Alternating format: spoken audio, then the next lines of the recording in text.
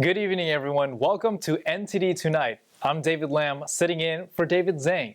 Here's a preview of some of today's top stories. China slapping an over $100,000 bounty on a U.S. citizen. Why she's on the wanted list.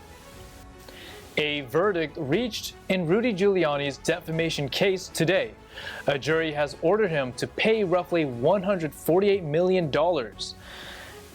Include gender-neutral toys or face a fine.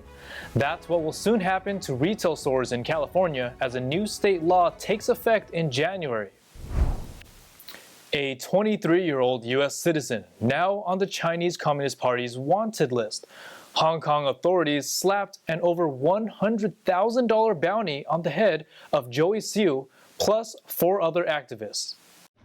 Hong Kong police's wanted list increased by 5 more people on Thursday. It's part of a crackdown on dissent under a China-imposed national security law. It added Simon Chung, Francis Hui, Joey Siu, Johnny Folk, and Tony Choi, who are now based in various countries, including the United States and Britain. Hong Kong authorities issued bounties of 1 million Hong Kong dollars, or just shy of 130,000 US dollars, on each of them. One of the targets is U.S. citizen Joey Siu, who's an activist based in Washington, D.C. She said she is exercising her freedoms in her own country and will not back down. And Francis Hui said on Hudson Institute, "Through my decade-long activism, I have witnessed and experienced the extent of the CCP's harassment and intimidation of people who hold different views of them." Activist Simon Chung said it's a lifelong honor to be hunted by China's secret police. Beijing imposed the national security law on the Asian financial hub in 2020 after months of anti-government protests. The Hong Kong government's recent move draws criticism from the US and UK. We deplore any attempt to apply the Beijing-imposed national security law extraterritorially and reiterate that Hong Kong authorities have no jurisdiction within United States borders, where the advocates for democracy and freedom will continue to enjoy their constitutionally guaranteed freedoms and rights. British Foreign Secretary David Cameron said he will not tolerate any attempt by any foreign power to intimidate, harass, or harm individuals in the UK, saying it's a threat to democracy and human rights. Activists were accused of various offenses, including promoting secession. There are now 8 overseas activists on the list since July, deemed as fugitives. David Lam, NTD News. Now let's take a look at other national headlines. Today, a verdict has been reached in former Trump attorney Rudy Giuliani's defamation case. A Washington, D.C. jury ordered Giuliani to pay roughly $148 million to 2 Georgia election workers.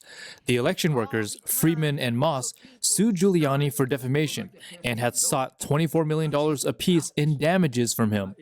During the trial, Giuliani repeatedly said he doesn't have funds to pay his various debts or to respond to the case.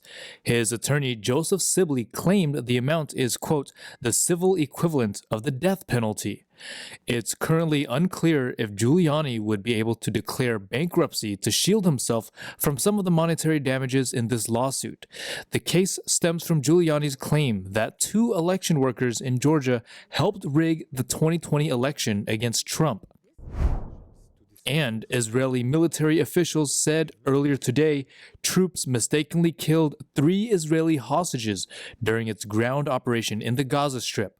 The Israeli army's chief spokesman said troops found the hostages and misidentified them as a threat, adding that it was unclear if the hostages escaped their captors or were abandoned. The army expressed deep sorrow and is investigating the situation. Meanwhile, U.S. National Security Advisor Jake Sullivan met with both Israeli and Palestinian authorities on Friday. With Israeli officials, Sullivan discussed a transition from the high-intensity operations to more targeted operations. The Israeli defense minister said it would take months to destroy Hamas. Over in the West Bank, Sullivan and the Palestinian Authority leader discussed a potential plan for Gaza once the war is over. The plan could include bringing back Palestinian security forces to Gaza. The U.S. Senate is delaying its holiday break, hoping to vote for a Ukraine-Israel aid package next week. The Senate plans to reconvene Monday to consider President Biden's $110 billion aid request. This would provide $50 billion in new security to Ukraine as it fights Russia and $14 billion for Israel. Negotiators are ironing out a deal that includes new restrictions on asylum claims. That would allow Homeland Security officials to stop applications if total crossings exceed a certain threshold. In the European Union, 27 member states, except Hungary, said they are confident they can approve more aid for Ukraine in early 2024. The package would provide Kyiv 50 billion euros, approximately 50 billion US dollars, and more assistance with managing migration. Hungarian Prime Minister Viktor Orban, who maintains close ties with Russia, was the only veto vote. And shocking footage from Ukraine. A local deputy detonated several grenades today at a village council meeting. Police say 26 people were injured, 6 of them seriously injured. The National Police of Ukraine published a video of the incident on Telegram. Footage shows the deputy entering the room, taking grenades out of his pockets, and throwing them on the floor. Video captured the moment of explosion and panic at the council session. Initially, police said the deputy had died. A later statement added that doctors were attempting to resuscitate him. It's not clear exactly how many grenades were detonated. The deputy's motives remain unclear as well. As the new year approaches, so do new laws. California will require large retailers to carry gender-neutral toys or they will be fined. NTD's Eileen Ng has more. Under a new California law that takes effect in a few weeks, large retailers will need to have a gender-neutral toy section or face fines. Governor Gavin Newsom signed the law in 2021 and takes effect on January 1st. Department stores with 500 or more employees in California that sell children's products are required to include a gender-neutral area in the store. Those who fail to comply with the law will be fined up to $250 for the first violation or $500 for the subsequent violation. The bill's author, Assemblyman Evan Lowe, said the move allows parents and children to have freedom of self-expression. But Yvette Corcoran, running against Senator Scott Wiener, says this will confuse children. This is an indoctrination. We don't express ourselves with our genitalia, and we especially don't want our children to be expressing themselves with their genitalia. That should just be something that is irrelevant as they learn to read, write, be kind to one another, love one another. The bill specifies that the law applies to products regardless of whether they have been traditionally marketed for either girls or for boys. And I just think it's a really silly thing. It's a waste of taxpayer money. And there's no reason that we can't have separate aisles because for the most part, the boys love the boy stuff, the cars and the guns, and the girls love the dolls and stuff.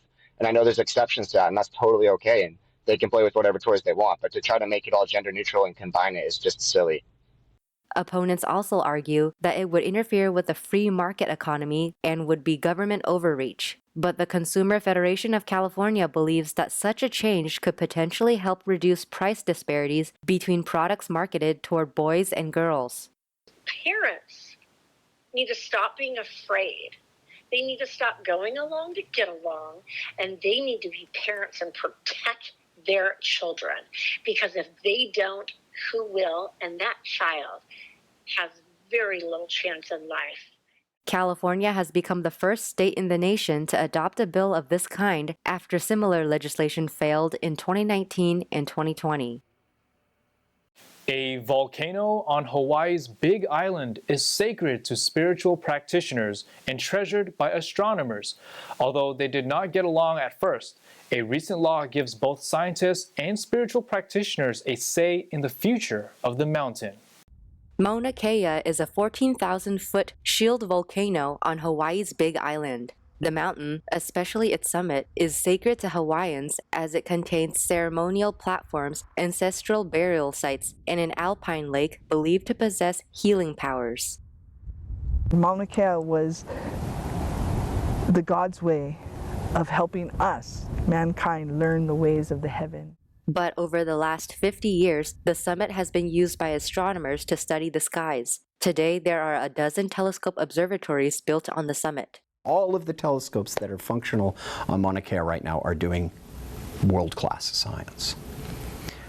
But we have to commit to a process where we begin to decommission the ones which are less scientifically productive over time.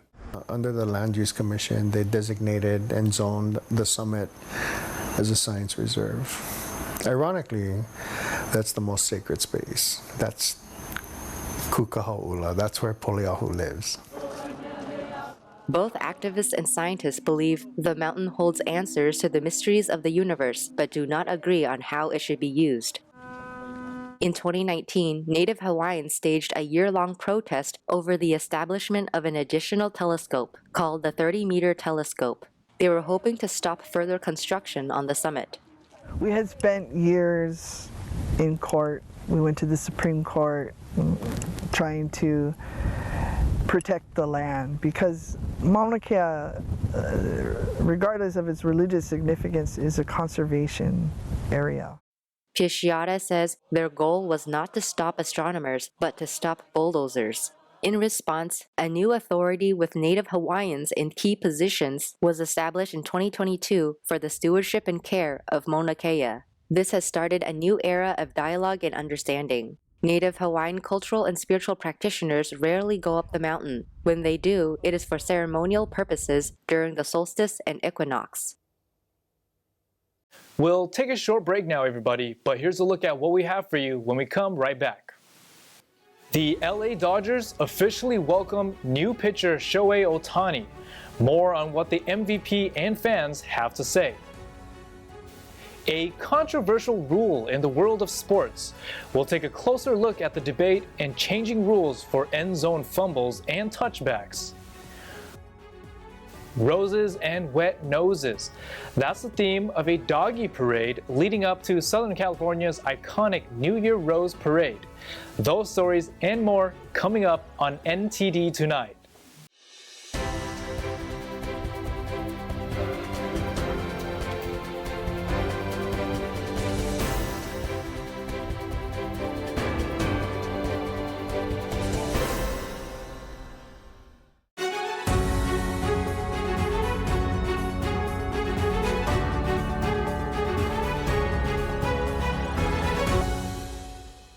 Welcome back to NTD Tonight. I'm your host, David Lamb. A new pitcher has joined the Los Angeles team, and the Dodgers are excited to welcome superstar Shohei Ohtani to his new home. NTD's Christina Corona had the opportunity to see the MVP at Dodger Stadium. Shohei Ohtani is here at Dodger Stadium and is set to officially wear Dodger blue. The Dodgers are welcoming him just 5 days after signing the largest contract in sports history. The Dodgers hosted a press conference to formally present the current All-Star MVP as part of their team. Shohei is arguably the most talented player who's ever played this game. As we went through this process to get a sense for just how passionate he is about this game really stood out to us. You could feel the importance of winning, and we knew that winning a lot was going to be a really important thing to him. Ohtani expressed his gratitude and shared why he chose to sign with the Los Angeles Dodgers. まず最初にこのような機会をいただき、今回選手としての自分を I would like to thank the Los Angeles Dodgers organization for giving me an opportunity to play here and believing me as a baseball player. I can't wait to join the Dodgers. They share the same passion as me. Have a vision and a history all about winning, and I share the same values, so just can't wait to join the team and get it going. Ohtani tells us how he made his final decision. まあお願いしますという契約をします。 I made my announcement on Instagram, and I made my decision the night before I made the announcement. I met with a few teams at the end of the whole negotiation process, and honestly, every team I met with and I had a chance to talk to, they were all great, and it was really, really a tough decision for me. But at the end of the day, I had to choose one team, and Dodgers were my choice. Viewers received a first look at Ohtani's name featured on the back of the Dodgers jersey, which broke Fanatics' record for highest sales within the first 48 hours of release. And when asked about the die-hard Dodgers fan base, まあそうですね。まあ僕はでも今回入団する。Yeah, I don't know too much about the fan base, but I'm willing to learn. And even when I was playing with the Angels, when the Dodgers come in town, like the half of the stadium's like blue, all blue. So in that sense, I feel that they're very, very passionate fans. Dodgers manager Dave Roberts said, To have the highest of expectations. So it's a great day. Baseball, Dodgers history. a fan shared what they thought about Ohtani's 10-year, $700 million contract. I'm a players guy. I say they deserve every penny they make because, you know, some people say no one's worth that amount of money, but if the Dodgers didn't think he was worth it, they wouldn't have given him that money. Although Ohtani won't be pitching this season, he says he'll be ready for opening day for hitting some home runs. Christina Corona, NTD News, Los Angeles. Now let's tackle a hot topic that has long frustrated both teams and fans in the NFL. We're talking about the controversial rule surrounding fumbles in the end zone, resulting in touchbacks. NTD's Carlos Reyes is here to join us to discuss the topic further. Carlos, what do you have to say in regards to the debate? You know, the talk about changing the rule on end zone fumbles and touchbacks, I'm sorry, but it just feels a little bit silly to me. It's like we're entertaining this idea because a couple of teams got burned by it, and suddenly it's the end of the world. I get it. It's frustrating when a possession changes hands because of a fumble in the end zone. But David, correct me if I'm wrong, but isn't football all about adapting to the rules and finding ways to navigate through them? Yeah, absolutely. But, before we get into that, could you give a brief overview of what the current rule is? And then also, do you think there's a valid point to be made here? I mean, are there specific instances where this rule has created more frustration than it's worth? Well, David, as of right now, the ruling states that when an offensive team is marching down the field and is in the red zone, if the ball were to skip into the back of the end zone in a fumble, the defensive team would retain possession, thus eliminating the drive right there and then. Sure, it might sting when it happens to your team, like that Vikings-Eagle game with Justin Jefferson's fumble, but let's not forget that rules are there for a reason. And changing them just because a few folks aren't happy doesn't seem like the wisest move. If we start tweaking every rule that rubs someone the wrong way, we'll be in a perpetual state of rule-changing chaos. That's a fair point.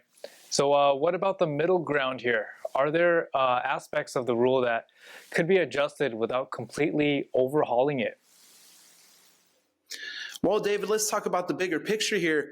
Changing the rule would only continue the trend of favoring offensive play in the NFL. I mean, come on, it's already an offensive-driven league, and defenses are already walking on a tightrope with all the penalties favoring high-scoring games. The last thing we need is another adjustment that punishes defenses for doing their job. Interesting perspective. Now, is there a way to balance things out without swinging the pendulum too far in favor of either offense or defense? I mean, David, look at it. I mean, football is a game of strategy and momentum swings. Changing the rule just to make things a bit more comfortable for offenses doesn't sit right with me. We've got to appreciate the balance between offense and defense in this league. So while it might sound good for the teams who've fallen victim to this rule, let's not forget that sometimes the rules are what makes the game intense, unpredictable, and the utter spectacle that we've become to love. Carlos Reyes, thanks again for your insight, and have yourself a good weekend. Thank you, David. It's always my pleasure. In California, Pasadena Humane held a Roses and Wet Noses parade earlier today. The event was part of a promotion waiving adoption fees for large dogs during the 135th Rose Parade celebration. NTD's Stephanie Sakal reports. Pasadena Humane marked the 135th Rose Parade by waiving adoption fees for dogs over 40 pounds. The organization kicked off the promotion with Roses and Wet Noses Parade. The promotion will last from December 15 to the end of the year, focusing on large dogs at the shelter. All adopted dogs are spayed, neutered, microchipped, and vaccinated, with added perks like a free pet health exam and a shelter shop discount. big dogs are often the ones that are displaced if people have to lose their housing and just have a hard time finding a place that will allow them to have a big dog. But we encourage people to not think of like a big dog as a dog who needs a big yard or a ton of exercise. We have a lot of like couch potato dogs who'd be really happy to just sit next to you on your couch and watch the Rose Parade. Ella Bayer is a student at the Los Angeles Music College and won a competition at her school to write a song that they'll be playing on their float on New Year's Day. I saw a flyer posted on the bulletin board that said Pasadena Humane Society song competition for this year's Rose Parade float, and the song had to be titled Feed the Love because I'm so passionate about music and animals. And then I submitted the song and my dad produced it and they chose it, which is so exciting. Ella reminds us why adopting is so important. Adopting is always the answer because you're saving a pet. You're giving a pet a second chance. And when you buy a dog, you're not serving the pet, you're serving the people who are selling the dog. When you adopt, you're serving solely the dog and you're just saving a life. Residents can license adopted dogs on site. Appointments are Wednesdays and Sundays at 10 a.m. with walk-ins on weekends from 2 p.m. to 5 p.m. Support through online donations is welcomed and holiday adoptions are encouraged. Pasadena's Humane's Rose Parade float Feed the Love is sponsored by Hales Pet Nutrition and promotes adopting over shopping. Stephanie Sikal, NTD News, California. That's all we've got for you tonight. We'd like you to join us again on NTD Tonight every weekday at 9 p.m. I'm David Lamb, in for David Zane. Stay warm and have a wonderful weekend.